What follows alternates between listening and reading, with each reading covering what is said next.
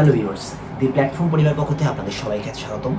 আমি ঋত্বিক মুরাদ, চট্টগ্রাম প্রকৌশল প্রযুক্তি বিশ্ববিদ্যালয়ের ম্যাথমেটিক্স ডিপার্টমেন্টের একজন ছাত্র। আমি আজকে আপনাদের যে টপিকটা ক্লাস করবো সেটা হচ্ছে ভাইব্রেশনস। তো আমাকে প্রথমে বুঝতে হবে ভাইব্রেশনস জিনিসটা কি। তো ভাইব্রেশনস বুঝতে হবে যে আমি মনে করে ধরি একটা বস্তু আছে যেটার ইনিশিয়াল পজিশন এখানে। তো আমরা ইন্টার সিলেবাসে সিম্পল হারমোনিক মোশন নামে একটা টপিক পড়ছিলাম। তো যেটার বাংলাও ছিল যে সরল ছন্দিত স্পন্দন গতি। তাহলে যদি এই বস্তুটা যদি আমি ধরি কোনো এক্সটার্নাল ফোর্সের কারণে সে তার নিজ অবস্থা থেকে উপরে অথবা নিচে নড়ানড়ি করতে থাকে, তাহলে তার মধ্যে একটা মোশন ক্রিয়েট হয়, যেটাকে আমরা ভাইব্রেটরি মোশন বলি। মানে এই যে নড়াটা, মানে আমি যদি ইংলিশে বলি সেটা হচ্ছে ফ্লাকচুয়েট করতে থাকে তার ইনিশিয়াল পজিশন থেকে, তাহলে তার মধ্যে একটা ভাইব্রেটরি মোশন তৈরি হয়।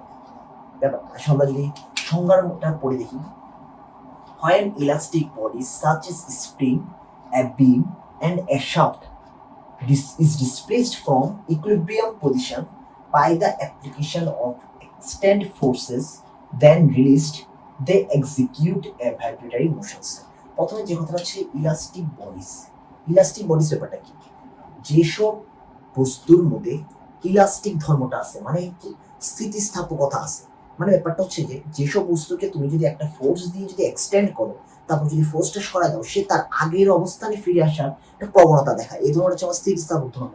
এবং এসব বস্তুগুলো হচ্ছে কি spring, beam and a shaft displaced from equilibrium position. যদি ধরলাম যে এই পজিশন ইনিশিয়াল পজিশনটা তার ইকুইলিব্রিয়াম পজিশন হয়, এবং সেটাকে যদি আমি ডিসপ্লেস করি এক্সটার্নাল ফোর্সের মাধ্যমে, এবং পরবর্তীতে যদি আমি সেটা রিলিজ করে দিই, তাহলে তাদের মধ্যে একটা নড়াচড়া বা স্পন্দন সৃষ্টি হয়, যেটাই আমার ভাইব্রেটরি মোশন বলে খ্যাত। এখন আমরা ভাইব্রেটরি মোশনের মধ্যে আমাদের কিছু টার্ম জানা প্রয়োজন। তো টার্মগুলো কি কি? একটা হচ্ছে period of vibration or time period, মানে যেটা আমার বাংলায় বলা হয় পর্যায়কাল। তো আমরা অনেকেই পর্যায়কাল সম্পর্কে জানি। পর্যায়কাল জিনিসটা হলো মেনলি কোন একটা বস্তু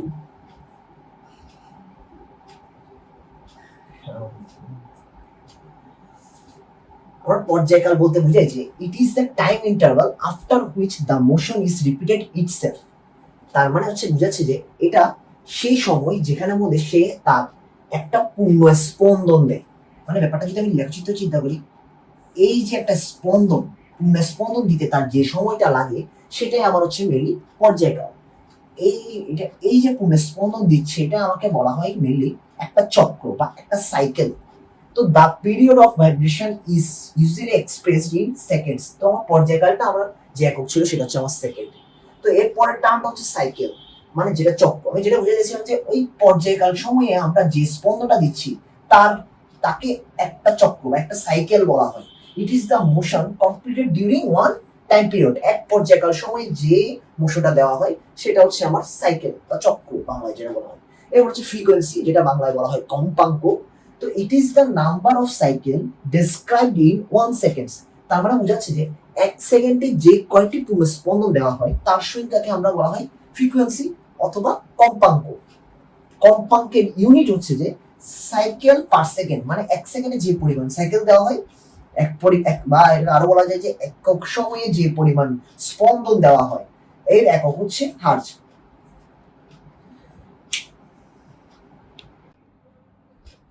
কিছুক্ষণ আগে আমরা ভাইব্রেশন এবং তার টার্ম সম্পর্কে এগুলো জানছি। এখন আমরা জানতে পারবো টাইপ অফ ভাইব্রেশন মোশন। তো প্রথম টাইপটা হচ্ছে ফ্রি অর ন্যাচারাল ভাইব্রেশন। তো এই ফ্রি অর ন্যাচারাল ভাইব্রেশনটা মেইনলি যে ধর্মের কারণে ফ্রি অর ন্যাচারাল ভাইব্রেশনটা হয়, সেটা হচ্ছে mainly no external force is applied. তো এখানের মধ্যে মেইনলি কোনো এক্সটার্নাল ফোর্স অ্যাপ্লাইড হয় না।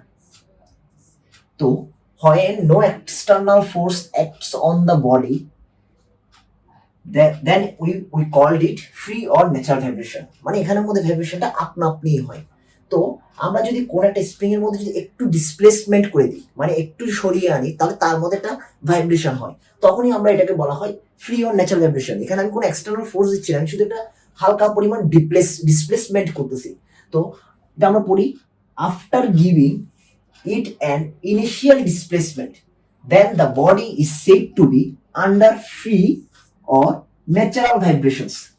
তো এই ভাইব্রেশনের যে ফ্রিকোয়েন্সিটা আসে, the frequency of this vibrations is called free or natural frequency. তো আমরা আশা করি ফ্রি অর ন্যাচারাল ভাইব্রেশনটা বুঝতে পারছি। এখন আমরা যেটা বলবো সেটা হচ্ছে ফোর্সড ভাইব্রেশন।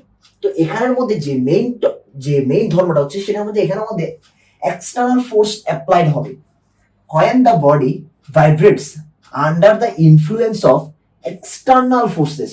মানে এইখানের মধ্যে স্প্রিং এ থাকলে স্প্রিং এর মধ্যে আমরা একটা এক্সটার্নাল ফোর্স দেবো, এক্সটার্নাল ফোর্সের কারণে তার মধ্যে একটা ভাইব্রেটরি মোশন তৈরি হবে, সেই মোশনটাকে আমরা বলবো ফোর্সড ভাইব্রেশন।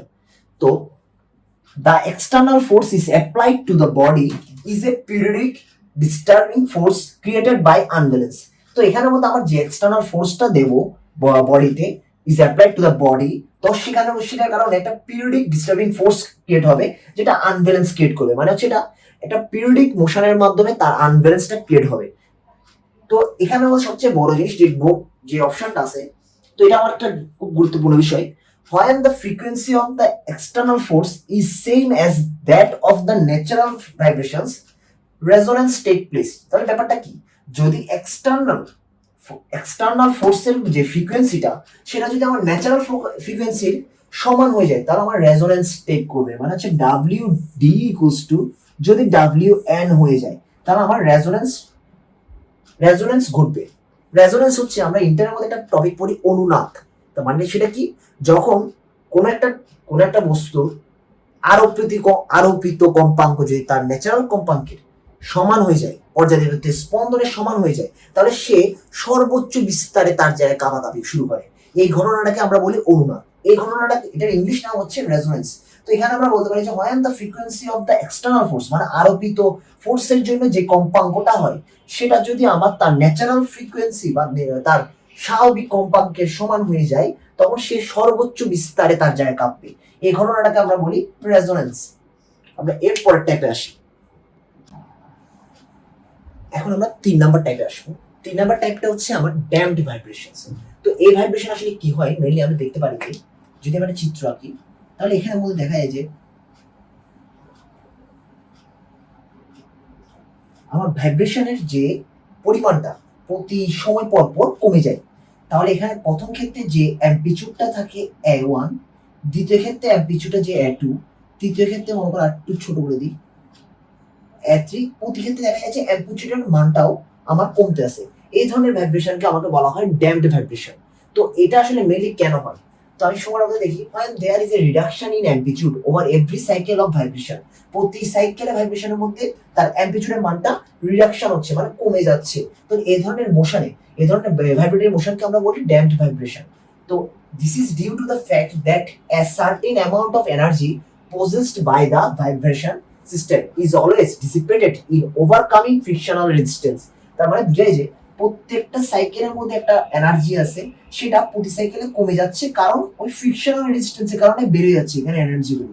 তো এনার্জিগুলো বেড়ে যাওয়ার কারণে তার ভাইব্রেশনের মানটাও কমতে থাকে। এই ধরনের ভাইব্রেশনকে আমরা মেইনলি বলি যে ড্যাম্পড ভাইব্রেশন। আশা করি আমরা টাইপস অফ ভাইব্রেশন 3 ধরনের টাইপ ছিল, একটা হচ্ছে ন্যাচারাল, একটা ফোর্সড, একটা ড্যাম্পড ভাইব্রেশন, এটা বুঝতে পারছি। এরপর আমরা আরো 3 ধরনের টাইপ ভাইব্রেশন সম্পর্কে জানতে পারবো। তো কিছুক্ষণ আগে আমরা ভাইব্রেশনের মধ্যে যে টপিকগুলো জানলাম, এখন আমরা যে টাইপগুলো জানবো সেটা হচ্ছে যে টাইপস অফ ন্যাচারাল ভাইব্রেশনস। একটা হচ্ছে লংজিটিউডিনাল, একটা হচ্ছে ট্রান্সভার্স, একটা টর্সনাল ভাইব্রেশন। তো আমি এখানে বোর্ডের মধ্যে 3টা চিত্র আঁকছি, একটা এটা আর একটা এটা। এটা হচ্ছে আমার এ বি সি। তো আমার এটা হচ্ছে লংজিটিউডিনাল ভাইব্রেশন। লংজিটিউডিনাল ভাইব্রেশনটা আসলে মেইনলি কি, যখন আমি যদি দিলাম যে এটা আমার মেইন সিস্টেম, যেটা বিটা আমার মেইন পজিশন ছিল, মানে এরকম পজিশনে ছিল, বিতে মেইনলি ছিল বস্তুটা। তো বি থেকে ও এতে উঠছে, আবার বি থেকে আবার সি তেও উঠছে, মানে হচ্ছে তার মধ্যে একটা ভাইব্রেশন হচ্ছে। তো আমি যদি এটা তার অ্যাক্সিস চিন্তা করি তাহলে এটা অ্যাক্সিসের প্যারালাল বরাবর ভাইব্রেশন হয়েছে। আমি যদি দেখি প্যারালাল দিকে ভাইব্রেশন হয়েছে, এই ধরনের যে ভাইব্রেশন সেটা হচ্ছে আমার লংজিটিউডিনাল ভাইব্রেশন। আর যদি আমি 2 নাম্বার আছে ট্রান্সভার্স ভাইব্রেশন, তাহলে এখানে আমি দেখলাম যে আমার যে শাফটটা এই পজিশন ছিল আমার মেইন পজিশন, তো এটা থেকে সে একবার এসে গেছে আর একবার এসে গেছে, এটা একটা ভাইব্রেশন, এটা আমার ট্রান্সভার্স ভাইব্রেশন। এটা হচ্ছে আমার এই যে অ্যাক্সিস ছিল, অ্যাক্সিসের পারপেন্ডিকুলার দিকে ভাইব্রেশন হয়েছে, কিন্তু এটা কি ছিল আমার প্যারালাল বরাবর সমান্তরালে, এটা কিন্তু আমার লম্বভাবে ভাইব্রেশন। এখন 3 নাম্বার যে ভাইব্রেশনটা, সেটা দেখো এটা হচ্ছে আমার একটা বস্তু, তার মুখের মধ্যে এরকম একটা গোলাকার জিনিস আছে, যেটা যদি আমার সার্কেলের এক্সিস বরাবর ভাইব্রেট করে, তার মানে হচ্ছে যে এই কোণে, একটা নির্দিষ্ট কোণে যদি সে ঘুরতে থাকে, তাহলে তার মধ্যে একটা টর্ক তৈরি হবে। এই টর্কটা থেকে আমার মেনলি টর্শনাল কথাটা ব্যাপারটা আসছে, এবং টর্শনাল ভাইব্রেশন আসছে। আশা করি আমরা এই 3টে ভাইব্রেশন সম্পর্কে বুঝতে পারবো, এবং এই ক্লাসের মধ্যে আমরা ন্যাচারাল বা ফ্রি ভাইব্রেশন যেটা ছিল, আর ফোর্স ভাইব্রেশন এবং ড্যাম্পড ভাইব্রেশন সম্পর্কে জানবো। আশা করি আমরা ভাইব্রেশনের যে প্রথম দিকের যে থিওরিগুলো, আশা করি আমরা সেগুলো বুঝতে পারছি। পরবর্তী ক্লাসগুলোতে আমি এগুলোর উপর যে ইকুয়েশন, ফ্রি লংলিটিউডিনাল ভাইব্রেশনের জন্য যে ইকুয়েশন, এগুলো আমরা সলভ গুলো করবো, এবং সেগুলোর যে সূত্রগুলো আছে সেগুলো সম্পর্কে আমরা জানতে পারবো।